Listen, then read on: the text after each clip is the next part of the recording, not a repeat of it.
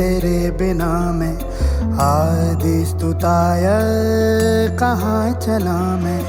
हे गणराय तेरे बिना मैं आदि स्तुताय कहाँ चला मैं। आकार लेने लगा ख्वाब मेरा, साकार होते रुका ख्वाब